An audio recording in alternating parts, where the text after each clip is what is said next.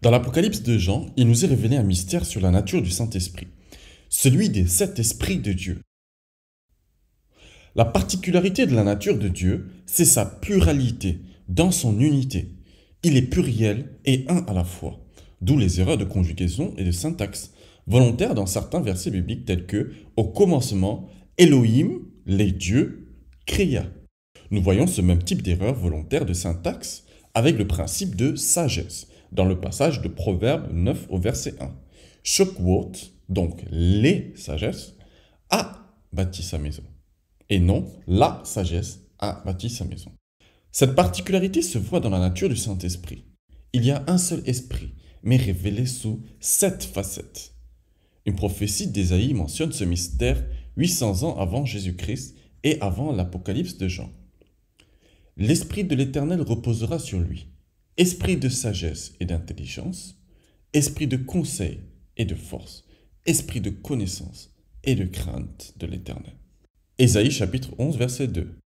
Les diverses facettes de l'esprit mentionnées dans ce passage sont donc la sagesse, l'intelligence, le conseil, la force, la connaissance, la crainte de l'Éternel.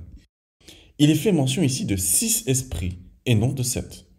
La 7e facette sera révélée plus tard par Jésus-Christ. En effet, le prophète Ésaïe était un prophète de l'Ancienne Alliance. Il a été celui qui a le plus prophétisé sur la venue de Christ, alors qu'il fut lui-même sous le régime de la loi de Moïse. Il lui manquait un élément à la révélation complète de l'Esprit. Jésus-Christ, dans sa mission terrestre, est venu parfaire la loi, c'est-à-dire apporter la touche qui manquait pour une révélation complète et parfaite de la nature de Dieu. Il a lui-même révélé la dernière facette de l'Esprit de Dieu, qui est sans doute la plus importante. Tout son ministère terrestre et son sacrifice à la croix étaient motivés par cet élément vital et ultime qui a ouvert la porte à la plénitude de Dieu. Cet élément n'est autre que l'amour. L'amour est l'élément central sans lequel il est impossible d'avoir part à la nature divine. L'amour complète donc la liste des 7 esprits de Dieu.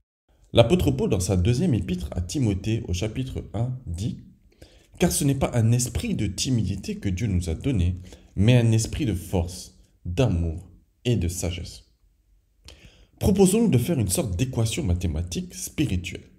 En effet, en associant la prophétie d'Ésaïe, qui liste 6 particularités de l'Esprit Saint, et cette affirmation de l'apôtre Paul, qui associe 3 particularités à l'Esprit Saint, dont une ne paraissant pas dans la liste du prophète Ésaïe, et en considérant que la sagesse est un élément central, mais singulier à la fois à l'image de la réalité divine, nous arrivons à une telle conclusion.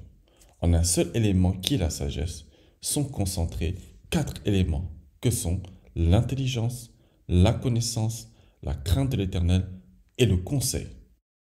Nous remarquons par ailleurs que dans les 2 listes, l'esprit de force est mentionné. L'amour révélé par Jésus-Christ étant la dernière révélation de l'Esprit Saint, on pourrait déduire que les 7 esprits de Dieu sont l'esprit de force, l'esprit d'amour, l'esprit de sagesse, l'esprit d'intelligence, l'esprit de connaissance, l'esprit de crainte de Dieu et enfin l'esprit de conseil.